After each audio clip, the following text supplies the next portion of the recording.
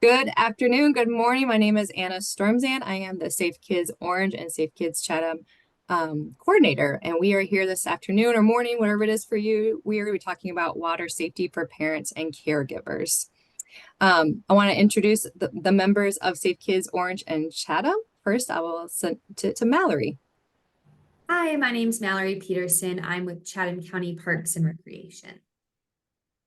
And Ingrid. Yes, hello. My name is Ingrid Castro, and I work for Chatham County Health Department. And Hannah? Hi, my name is Hannah Shavley, and I am the Wildlife Law Enforcement Officer for Orange County. And Jonathan. Hi, yes, my name is Jonathan Sasser, and I'm the Senior Aquatics Director and Healthy Living Director for the Chapel Hill Carborough YMCA. Wonderful. And these are wonderful Safe Kids Orange and Chatham Coalition members, and they're water safety experts that are joining us today. So we will start advancing the slides. Welcome all. Thank you for joining us today. We appreciate you taking the time out of your busy schedules to learn a little bit more about water safety as summer approaches.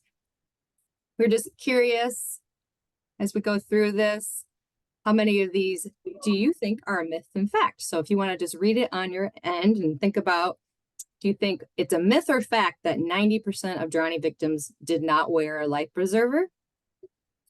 Myth or fact, adolescent males are one of the highest risk groups for drownings? Myth or fact, you can use a towel to help someone struggling in the water to safety?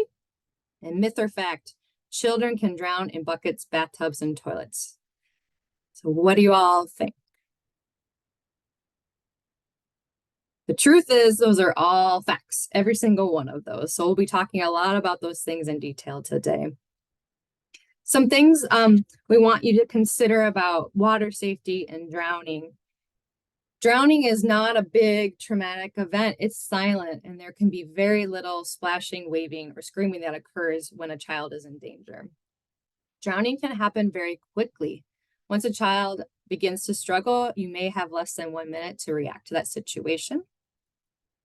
And we know that supervising your child or the children in your lives in and around water is definitely your responsibility and one of the best things that you can do to protect your child.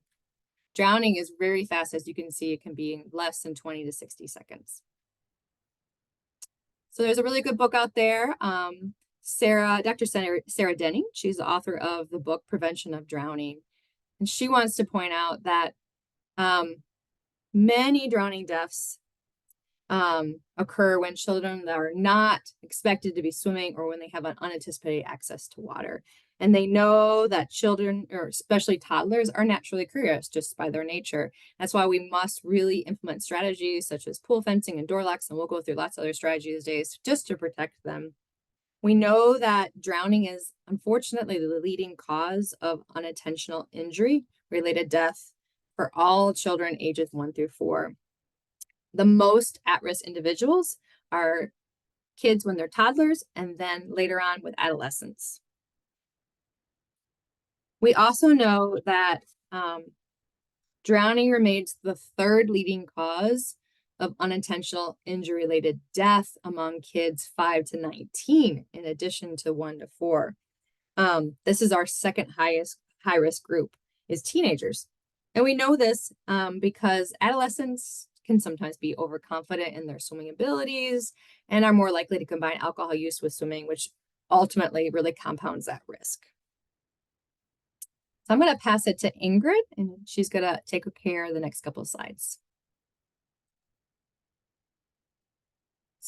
So we also know that every child is different.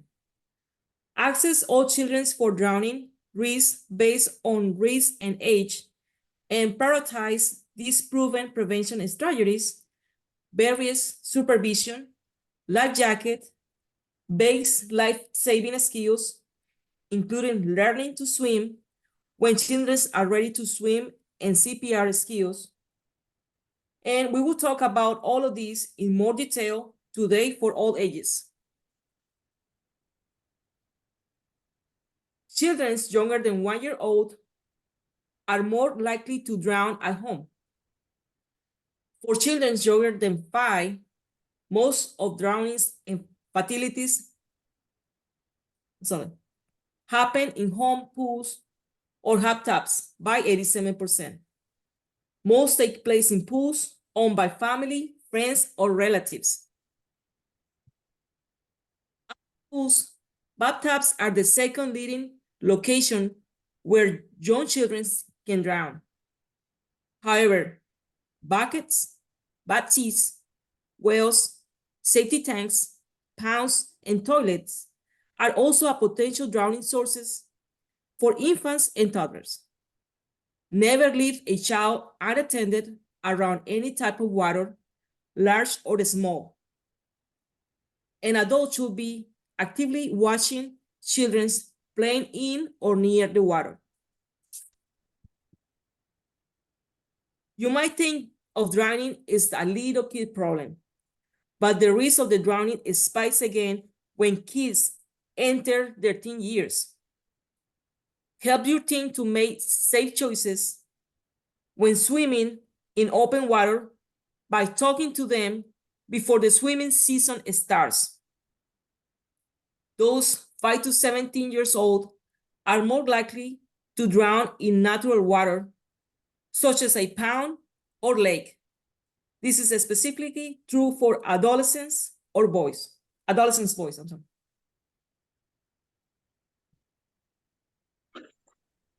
All right, so we're going to cover just basic life-saving skills. The biggest thing is making sure that how to swim, and then that we know how to, and then build on that water confidence in the water and feeling comfortable around it. Then also there's basic life-saving skills, which would be your CPR, learning how to use an automated external defibrillator or AED, first aid skills, and making sure that you know how to call 911 and how to use that properly. So we're also going to move on and talk about, how do we talked about how to swim, how to help children learn how to swim. Well, there's kind of 5 basic premises that we're working on. The first one is to make sure kids learn these 5 survival skills. So the first one being step or jump into the water over their head and return to the surface, meaning they come above the water surface, turn around to orient safely, float or tread water, meaning their head stays above water while their legs and arms are moving, combine breathing with forward movement in the water, and then how to exit the water. So those are the 5 survival skills that we want to make sure that children know how to do. So there are some local resources for swim lessons. And again, the YMCA offers scholarships for discount or free classes. And you can call the customer service number on your phone to learn how to apply for that. If you are in the Y learning program, participants in that program do receive free swim lessons through a grant we receive. Swim with Charlie program also is for Orange County second graders. The town of Chapel Hill Parks and Rec and Community Centers, Orange County Sportsplex, and the North Carolina Wildlife Boating Safety class are all good opportunities to learn how to swim and learn more about the water and the water environment around us. And while Orange County doesn't have exactly all those resources that Orange has, we are slowly getting some more resources that we want to share with you as well. One thing to note is that you are eligible to go to any YMCA in our area. So like Jonathan just mentioned, there's the Chapel Hill Carborough YMCA that anyone in Chatham can go to if transportation is available. In addition, there's the Ingram Family Center that's in Sanford. And then coming soon in Pittsboro, we will actually have our new pools with the new Chatham YMCA in 2025 when that is completed. So you can take advantage by calling customer service as well and asking about swim lessons that are either discounted or free as well, and take advantage of those even if there aren't in Chatham County at this exact moment.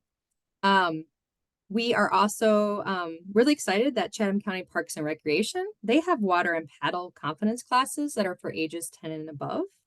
And you can also take advantage of the North Carolina Wildlife Resources boating safety classes as well.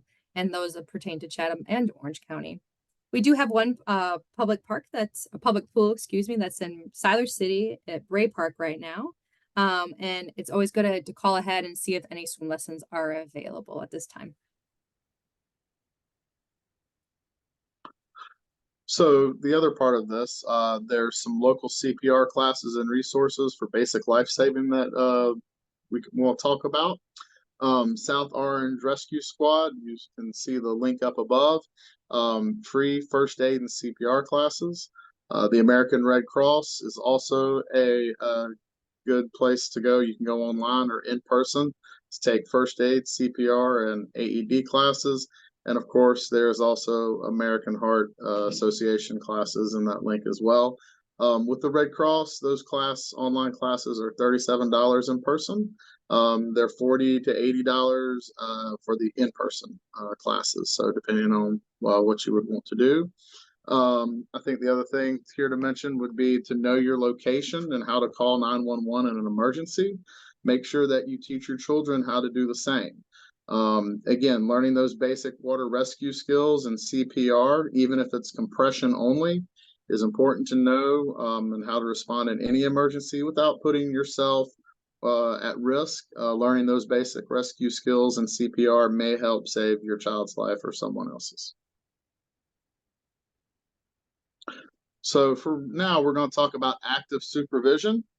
And again, supervision is always required for all types of water, whether it's a pool, kiddie pool, inflatable, permanent, private, public pool, whatever, lake, waterfront. You always want to make sure if there's a body of water around or even a small body of water, you are actively supervising or someone is actively supervising and watching your kids. So with that in mind, some safety tips.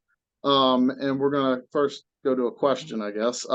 What does active adult supervision without distractions look like near water to you? So think about that for a second. Now that I've given you a few seconds to think, again, that would mean actively watching the kids, maybe even being in the water with them and within arm's reach, not on the phone or in deep conversations or being distracted. It's very easy to be distracted. A lot of times people will think they're being safety and proactive, but you always have to make sure that that the focus is on watching the water and the children and kids in it. Make sure to ensure active adult supervision. Again, make sure you don't leave them unattended in the inflatable and kiddie pool, because as we learned earlier, again, it doesn't take much, just a few inches to have an accident. It can be a grave mistake. Babies and toddlers have drowned in as little as 1 inch of water. So again, even shallow pools pose a risk. Even if you fill a pool just a little bit, make sure you or another adult is designated to actively supervise the kids while they use it. They should have their full focus on the kids and not have any distractions during the duration of water play. That even means making sure maybe you just put your phone away or handing your phone to someone else. So safety tip number 2, keep young children and inexperienced swimmers within arm's reach of an adult. Again, we want to watch the kids when they are in or around water without being distracted. Especially young children and inexperienced swimmers. We want to make sure we keep them within an arm's reach in case something happens. Again, it's so you should always make sure you have a life jacket or a flotation device. But again, that is not the end all be all. You still want to make sure that you are within arm's reach of your child or children that you're watching. Again, don't get complacent. It's all too easy to watch your kids play in a kiddie pool for a few times and then under your vigilant eye and start to feel confident about their safety and their abilities. However, the next time you fill it up, you might think it's okay to dash inside to get some water or use the bathroom. It's not, or you need to find someone else to watch it. We urge you not to get complacent. Active adult supervision is the #1 safety protective measure available out there. So remember that. And as it's been said, 2 seconds is too long. It's not worth the risk, so keep your child safe first in mind and make sure that you're watching them or have someone watch them at all times. So when we talk about watching and designating or watching the water, we're going to do what we call a water watcher. So again, that can be something that even as like wearing a tag or a wristband, something to identify that that person is the water watcher. They are responsible. And what it says, you can see up there, I agree to supervise the children in the open water or pool, keeping them inside at all times. I will not leave the water area without finding an adult to replace me. Cannot stress that enough. It is always important that someone is watching that water, an adult is watching that water. When several responsible adults are present, choose one to watch children in or near the water for a certain period of time, 15 minutes. You know, it's easy. You can lose focus sometimes. So if it's, 10, 15 minutes, whatever you feel comfortable with, but adults can take turns with this assigned responsibility and ensure the adults involved understand and make sure that they are sober. So next up, we're just going to talk a little bit about barriers and what that entails. So some pool safety tips. We always want to put barriers in place if possible. This means it's best to try to make it a little bit harder for a child to get into the water on their own without you watching. The more barriers in place, the safer it can be. This can include lock access to doors leading to the pool and or backyard. Use a doorknob cover or alarms, and you can also use pool covers. All of these things are good ways to make sure and to ensure that your child or any child stays safe, and that those barriers are in place. So, yeah. And then pool safety tip, the last one, empty all pools whenever possible after use. Here at the Y, we're not gonna drain the pool every night. But if you have a kiddie pool in your backyard, definitely would recommend making sure that you drain it out. If you can take the ladder out, again, that's creating or preventing another barrier for them to have access to. So take out that ladder if possible. Again, that's one of the biggest mistakes is leaving that kiddie pool full. I know it's a hassle probably to refill it, and it's easier since the kids are going to use it again later. Don't make that mistake. Make sure you drain it. Make sure you empty it. A full kiddie pool left alone is an accident waiting to happen. As soon as your kids are out of the pool, drain the pool immediately. Again, as I mentioned earlier, you can always use a cover for a pool, even a kiddie pool, and then take out the ladder. Thanks, Jonathan. Now we're going to transition to talking about open water, looking at rivers, lakes, and ocean with Mallory. Yeah, so as Anna said, open water can constitutes as anything like a river, lake, or ocean. So these tips and resources are going to be for when you're swimming in those bodies of water compared to a swimming pool. And so we want to go over some messages that we are going to encourage you to share with your children and especially with your teenagers as they grow up, become young adults. There are some tips that they can use to make sure that they're being safe in these open bodies of water. So that first one being never swim alone. We always want to encourage our kids and our teens to swim with someone else when possible. When that water is a little bit darker and you can't necessarily see the water you're jumping into, we really want to encourage feet first jumping. And then also to follow any posted signs. So if they are somewhere and there's a sign that says no diving, to especially encourage that feet first jumping. We want to keep substance use in check.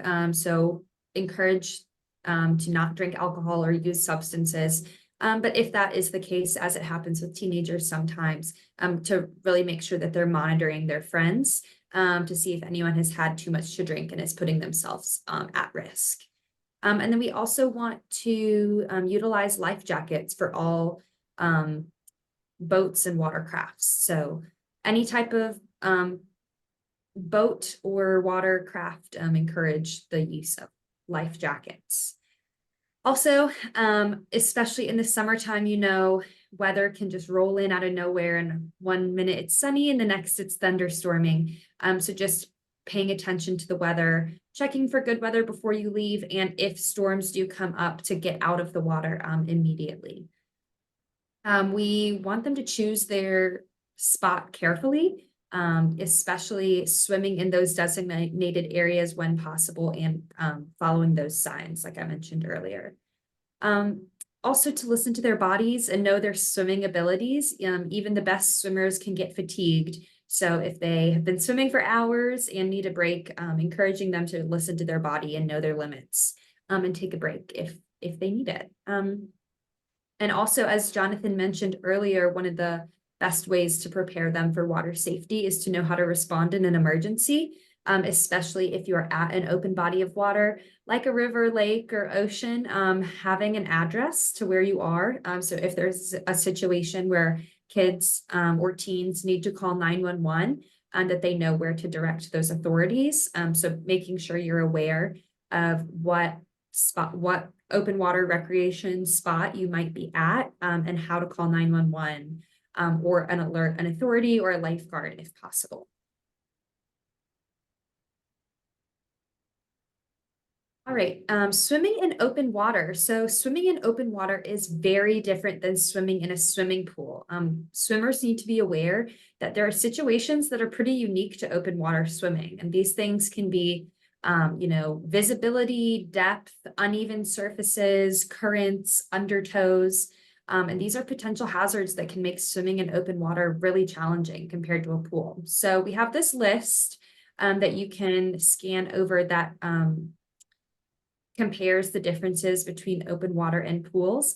And I'll even go as far to say that there's some situations where swimming can be very different from open water to open water, not just open water to pool. So, if your child has been swimming in Jordan Lake their whole life, and then they go to the ocean and they don't realize how strong that current can be, or swimming in a river versus a lake, where there's more of a stillness to the water compared to a river current, making sure that they know about those water conditions, and what to do in an emergency.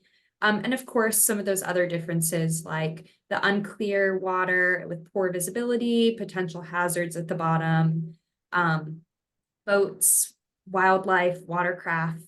There's a whole bunch of things that need to be looked out for compared to swimming in a pool. Hazards. So like we mentioned on the last slide, there are many hazards that open water can include, some of those being visibility, depth, distance, accessibility. I know that your eyes can really play tricks on you. So if you're standing on the shore and you are looking across to like an island or a boat or something that might be in the distance, thinking that you can swim to that is probably a lot farther than you realize it is. So realizing that distance is probably not safe to swim, and you should just stay put. Currents and tides, weather and seasonal differences. It might be 80 degrees outside, but the water could be very, very cold. So knowing that even though the outdoor temperature and the water temperature will not correspond, and that cold water could still be a shock to your body, even if it's warm outside. Those are our hazards. And one of the things that we want to really drive home is one of the best ways to reduce your risk while near water is to wear a life jacket.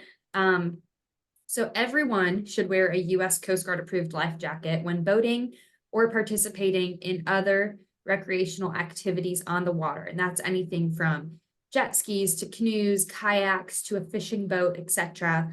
And children should wear a U.S. Coast Guard approved PFD, which is personal flotation device, that is appropriate for their weight and for their water activity. For Jonathan. younger kids. Yep, Jonathan's got Oh, a. yeah, Jonathan's right holding there, one up. yeah, in case you've not seen one. And what size would that be for Jonathan? I think that one is that a youth, Jonathan? So that is the 50 to 90 pounds. Yeah.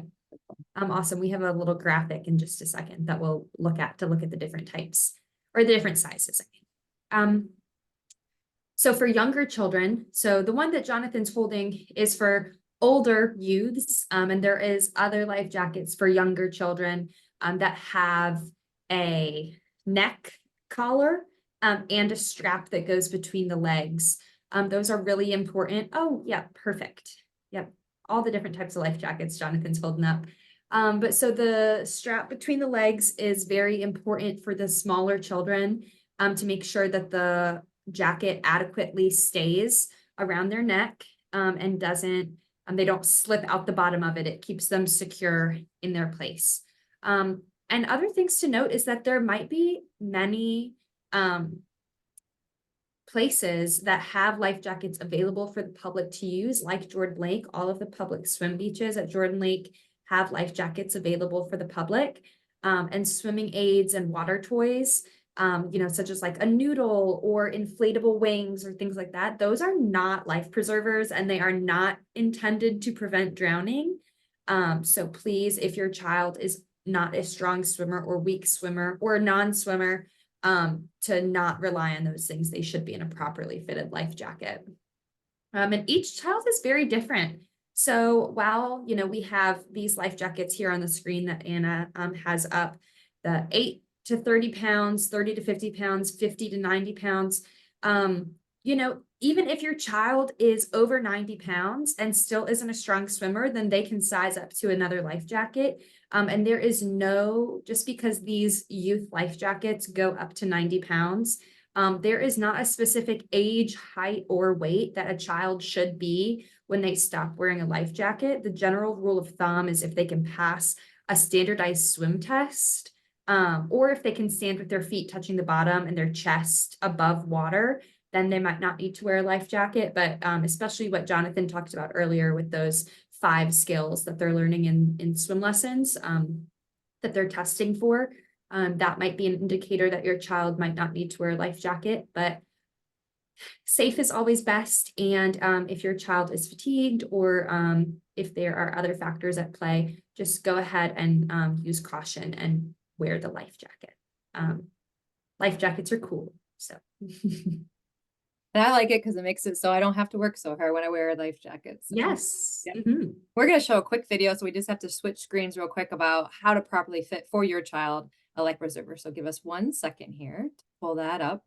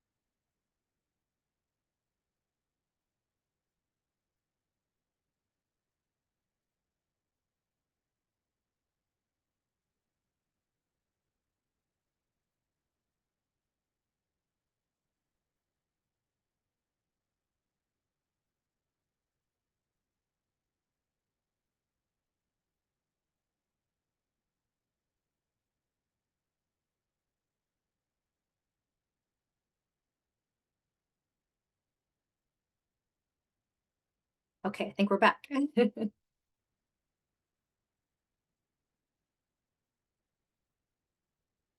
next we're going to have Hannah, and she's going to cover some more open water tips. Okay, a few more open water tips. So always use a designated swimming area and or recreational area if possible. A lot of these areas professionals have assessed and there are usually signs posted if there's any hazards that are present or if there is a lifeguard on duty or not. Many drownings happen outside of designated swim and recreational areas.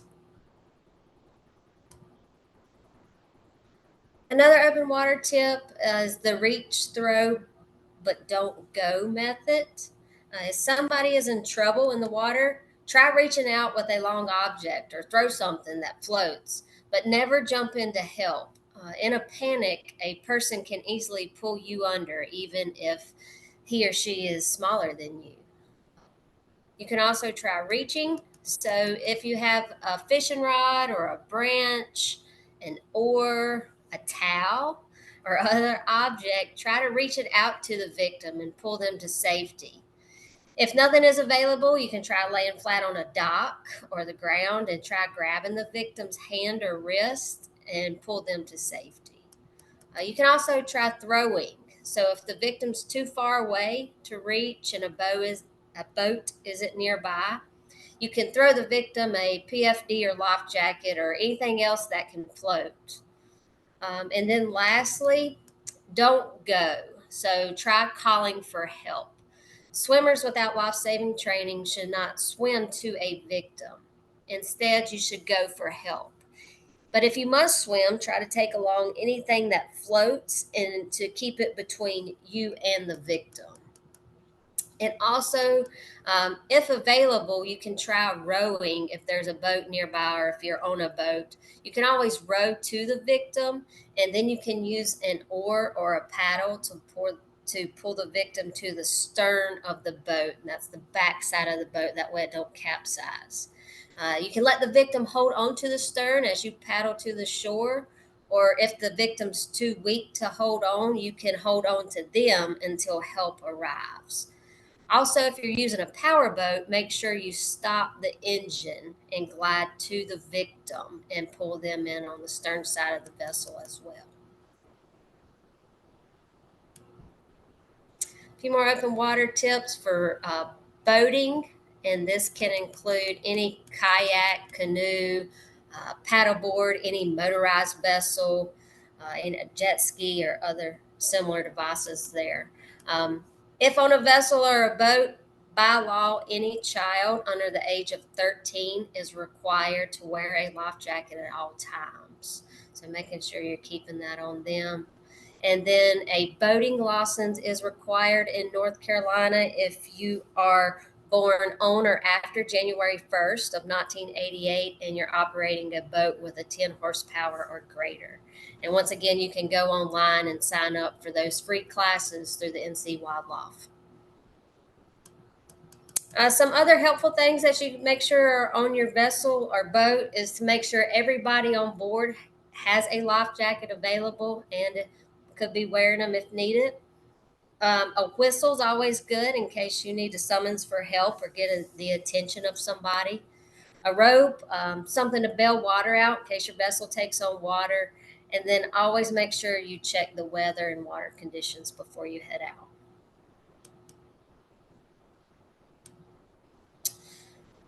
Some other general water safety tips is before you go, make sure you're checking out the area or the facility first, making sure, do you know if there's a lifeguard on duty or not, what the depth of the water is, and check around you and your surroundings to see if there's something that is available to reach or throw to somebody that could be in danger. And as always, as talked about earlier, make sure you know your child's swimming abilities. If possible, try to dress your children in bright colored swimsuits and trunks so that you can see somebody in the water easily. Thank you, Hannah. And just to finish up today, even though we've talked a lot about summertime and being in pools and being in our backyard pools or on open water, water just in general poses a lot of dangers to kids. And there's a lot of places we wouldn't even think about drowning happening. So this can include bathtubs, buckets, toilets, and ponds that we see a lot in people's backyards. We want, just as a general rule of thumb, to make sure to always empty all tubs, buckets, anything that's holding water, including kiddie pools, immediately after use. That way no one can find it accidentally.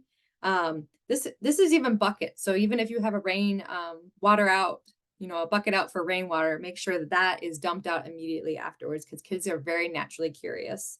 And we want them to be stored upside down so they don't accidentally collect water. Another area of concern is actually the bathtub. As tempting as it is just to steal away for a minute, we encourage you to never leave young children unsupervised in the bathtub. Drowning can happen in as little as 20 seconds. So we know that babies especially need to be supervised around the water when they're in the bathtub at every single moment they're in the tub, and never leaving a child unattended, even for a moment, and making sure when they're in the tub that you are within, again, that arm's reach of your baby and child when they are in the bathtub. And then also just in the bathroom, you wouldn't think it, but toilets unfortunately do hold water, right? So you have your bathtub, you have toilets. So you can do certain things to make sure that your child doesn't accidentally find that toilet and get it open and be able to access it, because they're curious, what is this? What's going on? So you can use toilet locks, which are pretty inexpensive to prevent the lid from coming up, and that prevents drowning of toddlers. Use a doorknob cover. So these are very inexpensive, can buy them from Walmart or Amazon. That way you can just have a doorknob cover on the outside of the bathroom so they can't access the bathroom at all, which is a really good safety measure. Making sure not to leave children alone in the bathroom at all times. And just remembering that toddlers and young children are naturally curious. So that's why they are going to be wondering what is happening in this room and why is there water there? So we hope that you've enjoyed our water safety presentation and education for parent and caregivers, brought to you by Safe Kids Orange and Safe Kids Chatham coalitions. If you have any questions, we'll give you our contact information for follow-up. We would love for you to pause this video and take a picture of the QR code and complete a very short survey just to let us know what you thought about this. What information did you find interesting, and how can we improve this? We do this presentation education with lots of different parent and caregiver groups throughout both counties, and we would love to improve it moving forward.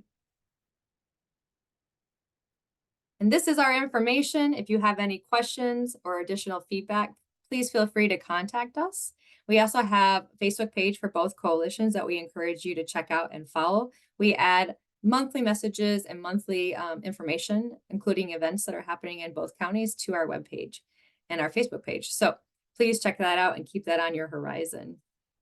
We want to thank you for your time. Let me stop this real quick. There we go. Thank you for your time today. We know time is precious, so we hope that you learned something new to protect your family this summer. Thank you and take care.